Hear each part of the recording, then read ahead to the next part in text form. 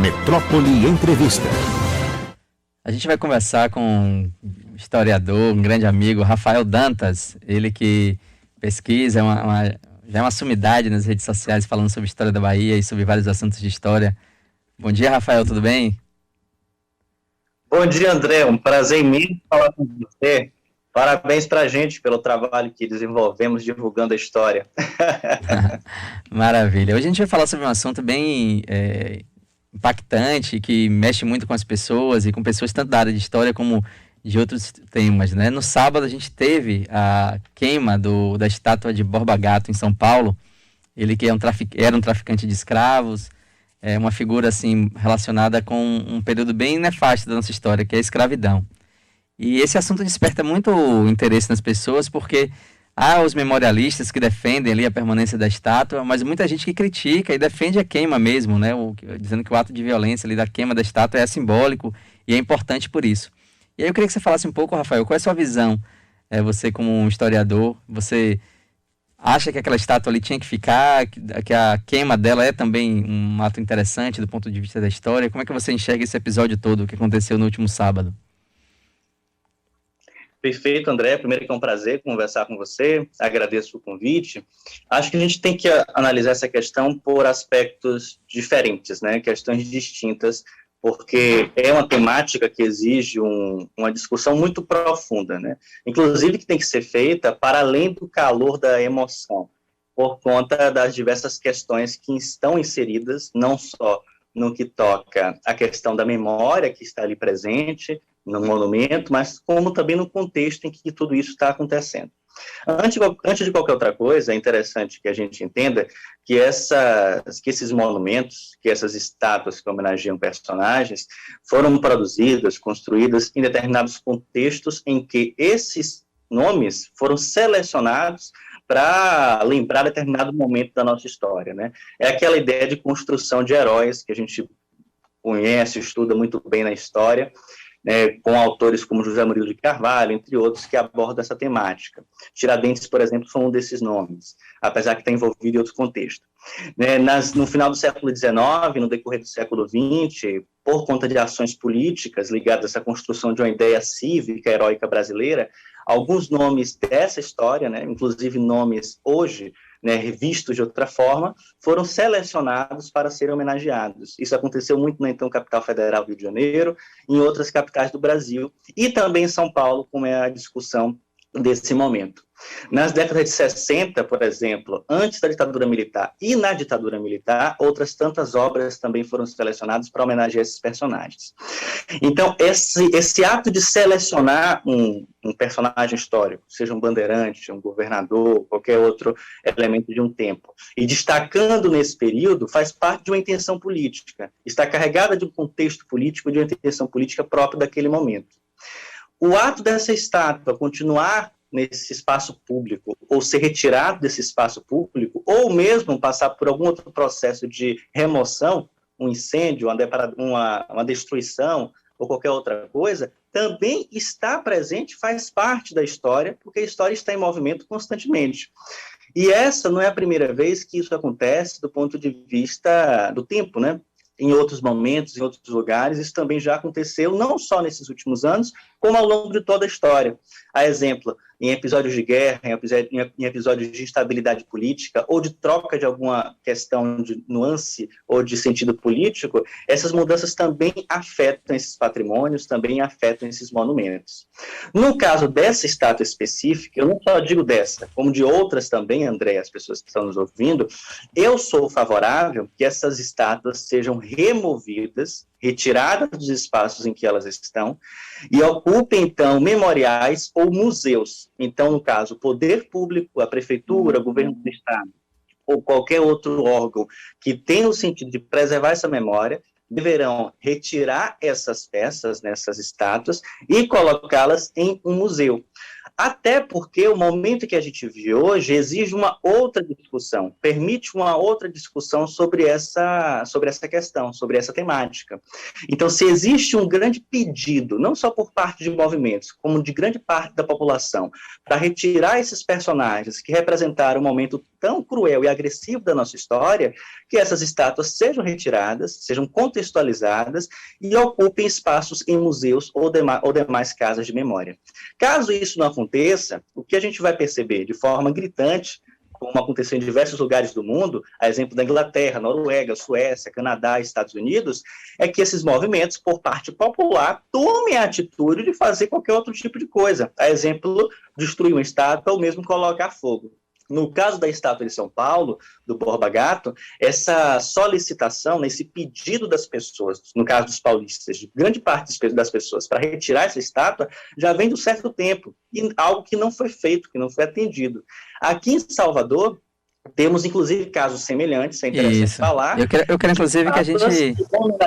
personagens, e que não foram retiradas. Exato, eu quero, inclusive, que a gente fale disso, né? Antes só, você falou desse contexto histórico, né? Porque, por exemplo, quando o Muro de Berlim caiu, né? Ou quando a União Soviética também veio abaixo, as estátuas dos revolucionários russos, todos foram retirados, né? Lenin, Stalin... Essas estátuas, a população foi às ruas e fez a questão de derrubar. Então há um ato simbólico nisso, né? No Iraque também, quando o regime de Saddam Hussein terminou, a estátua dele foi retirada ali e a população participou. Então há um ato também simbólico nessa retirada da população e as ruas e derrubar aquela imagem que ela entende como tirania ou como, enfim, com significados que ela não defende mais. Mas eu queria que você falasse da imagem de Joaquim Pereira Marinho, que está na Santa Casa da Misericórdia aqui em Salvador, que é também um traficante de escravos, mas em algum momento da vida passou a ser um benfeitor e doar terras à igreja, enfim, na construção do hospital. Mas é uma figura, inclusive, bem relacionada ao tráfico de escravos mesmo, né? Inclusive, quando o tráfico já estava proibido, o Joaquim Pereira Marinho continuava praticando e foi responsável por tirar milhões de negros mas vários negros da África e levar para Salvador, para Bahia. Então também é uma figura cercada de no mínimo, controvérsia. Exato, André. E olha que questão interessante, porque estamos conversando aqui hoje, né? Imagino que as pessoas que estão nos ouvindo devem estar imaginando quais são os heróis, né? Quais são esses nomes da história que são escolhidos, que são divulgados, que são selecionados. Quantos outros nomes de homens e mulheres ficaram ocultados, né? Não foram evidencializados. Por quê, né? Por que não foram destacados ao longo desse tempo? Né? Temos heróis, né? Temos figuras que foram destacadas para serem lembradas, para serem colocadas como heróis, que na verdade não são nem um pouco os mocinhos dessa história, né? Possuem um papel de atuação muito problemático em seu contexto, inclusive naquele contexto em que viviam.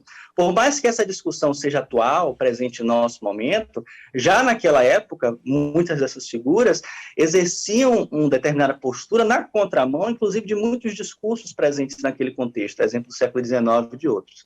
Apesar que essa discussão que a gente está fazendo agora é muito atual e pertinente a esse movimento que a gente está vivendo hoje. No caso aqui da Bahia, muitos nomes de destaque no contexto econômico da cidade do Salvador, né, do recôncavo baiano como um todo, estiveram de forma intrínseca ligados ao contexto da escravidão ou do tráfico de escravizados ao longo do século XVIII e do século XIX. Muitos autores, exemplo do Luiz Viana Filho, entre outros, Pierre Verger, João José Reis, etc., destacam essa questão. O tráfico era o grande elemento, né, da economia naquele período até a proibição na década de 50 do século XIX. O Pereira Marinho é um desses nomes. E é um personagem, interessante destacar, que fez fortuna também com o tráfico de escravizados, como mostra teses e dissertações que podem ser encontradas, inclusive, online. Então, ele esteve ligado a esse momento extremamente problemático e cruel da sociedade soteropolitana e baiana ao longo desses séculos, né? E também foi um homem ligado à caridade.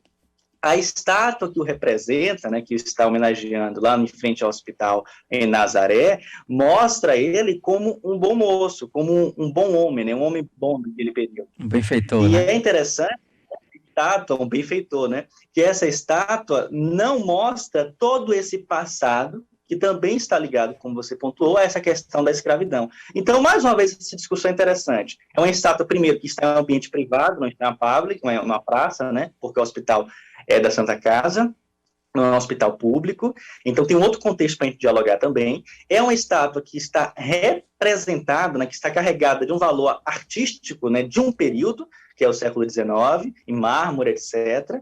Mas é uma estátua que faz uma homenagem a esse personagem, que é um ícone de uma sociedade escravista também, e um homem ligado às suas ações enquanto um benfeitor.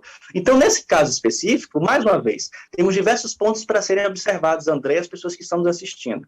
Um personagem controverso, que hoje em dia a gente enxerga e entende que tem que ser olhado também nesse aspecto, dessas diversas faces que faz parte da história desse homem, e que, ao meu ver, é mais um exemplo de uma estátua que poderia estar em um museu, em um espaço de memória, contextualizando a história dele, o que foi esse personagem, o que ele representou para o seu momento, inclusive, evidentemente, o seu passado escravista. Algo que essas estátuas, de uma forma geral, no contexto Brasil e mundo, não evidencia, né? Quando a gente tem uma estátua, um monumento, para lembrar a figura histórica de um governador, de um bandeirante, de um comerciante, etc., de um personagem político, o que é selecionado, André, as pessoas que estão nos ouvindo, não são os pontos que não devem ser lembrados, né? Ou que a gente poderia considerar, entre aspas, os pontos negativos aos nossos olhos da atualidade.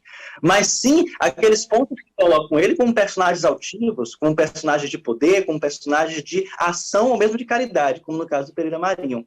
E é isso que precisa ser contextualizado. Então, antes que com outros contornos passem a estar presentes em nossa sociedade com essas estátuas, né, do ponto de vista da destruição dessas peças, eu, né, defenderia que essas peças fossem retiradas, né, colocadas em lugares específicos para contextualizar a história de cada um desses personagens em seu tempo, em seu contexto. E é interessante falar, André e as pessoas que estão nos assistindo, que esse ato de remoção, né, ou mesmo de uma possível, né, destruição ou não de uma história, faz parte também da nossa história. A história que está acontecendo agora. Olha o que aconteceu nos últimos anos, né, com os movimentos nos Estados Unidos, né, na Europa, aqui no Brasil, etc. Né, muitas estátuas ligadas aos personagens, né, que representam o processo de colonização, de genocídio de milhões, de milhares de indígenas foram retiradas em diversos lugares, outras tantas destruídas. Né. Esse ato também está inserido nas óticas de como as pessoas entendem como essa história tem que ser vista nesse nosso momento. Então, essa discussão é super válida, super atual, tem que envolver a academia, a universidade, os movimentos e, evidentemente, a população como um todo. A gente está conversando aqui com o Rafael Dantas, ele que é historiador, falando sobre, a partir da queima do monumento ali de Borba Gato, em São Paulo, sobre como esses espaços de memória, né, de lembrança, de status, são ressignificados. Eu queria lhe fazer uma pergunta, Rafael, uma última pergunta. Você falou muito de guardar em museus essas estátuas, esses monumentos, mas a gente há exemplos também de nomes de lugares que acabam batizando pessoas com histórias bastante controversas. A gente tem, por exemplo, aqui em Salvador, a rua Barão de Cotegipe, ali na calçada. E Barão de Cotegipe foi quem votou contra a abolição aqui, né, da escravidão, dos negros escravizados. Como é que você pensa esses lugares, por exemplo, que nomeiam pessoas com esse tipo de história, com essas biografias? Como é que seria a solução? A gente teve um movimento recente de presidentes da ditadura militar, por exemplo, que foram removidos de escolas. Como é que você vê? Você acha que esses lugares precisam ser rebatizados? Como é que ficaria essa questão de equilibrar a memória e, ao mesmo tempo, não nomear pessoas que a história... As pessoas já não entendem que são pessoas para serem celebradas na história? Primeiro, que bom que as pessoas, né, hoje em dia, estão entendendo que alguns personagens não representam, né, não deveriam ser glorificados da forma que foram até pouco tempo, né? Por exemplo, na ditadura militar, muitos dos generais, né, dos generais presidentes, foram alçados a categorias de personagens quase que presentes em todas as cidades, em todas as ruas do Brasil. Personagens que a gente sabe muito bem que estavam inseridos diretamente com absurdos, né, com torturas, entre outras tantas atividades terríveis de um passado não muito distante da nossa história. E isso acontece também em outros momentos. Nessa questão dos espaços públicos, nomes de ruas e praças, etc., eu sou favorável à questão do diálogo. da discussão entre ambas as partes, né, entre todas as partes inseridas. Né? A ideia de retirar o nome de uma via, de uma praça, é legítima, a partir do momento em que existe essa solicitação, que existe esse pedido, quando é feito de forma responsável, quando é feito de forma embasada, quando é feito de forma referenciada, quando é feito de forma discutida entre as pessoas que fazem parte de tudo isso.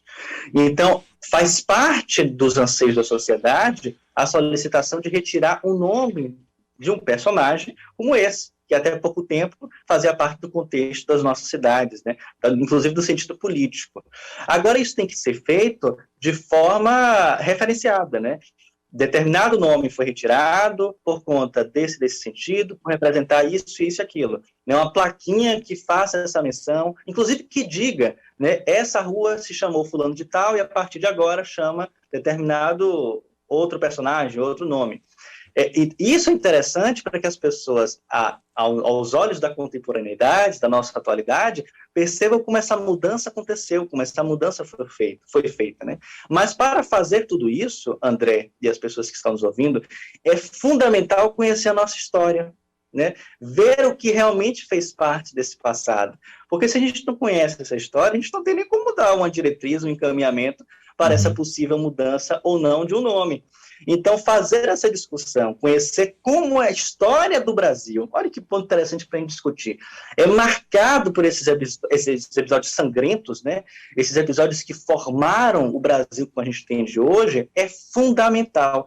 A história do Brasil foi marcada desde o início da ocupação portuguesa, né? Até a nossa atualidade, com todos esses casos absurdos que a gente encara hoje na mídia, por agressões, violências, né, por estupros das mais diversas formas, por parte de todos aqueles que faziam, que fazem parte dessa terra brasilis, né? Então, entender tudo isso e perceber quem são esses personagens que são homenageados, selecionados, e os que são ocultados, é fundamental para a gente construir uma sociedade mais representativa, porque a discussão aqui toca também na questão da representatividade, né? Quem são esses personagens? Na maioria, homens e brancos, né? Em grande parte espalhados pelo Brasil. Onde estão essas mulheres? Onde estão os negros? Onde estão nomes de destaque, né? Do século XIX, do século XX, que lutaram constantemente por um país melhor. Né? Então, são apenas uma das questões que temos que destacar nessa discussão que é tão importante. Rafael, agradeço muito a conversa, muito edificante, a gente poder debater história aqui, né, num horário nobre e falar sobre isso. Agradeço bastante, espero que você esteja sempre disponível para a gente poder conversar. Sempre, você é um parceiro. Um abraço para todos da Metrópole, né, e vamos acompanhar o que vai acontecer e ficar ligados na nossa história, porque ela sempre nos ensina, e muito. E pelo menos para evitar os erros, né, que os erros continuem acontecendo. Valeu, Rafael, os erros são sempre muitos, mas vamos nessa.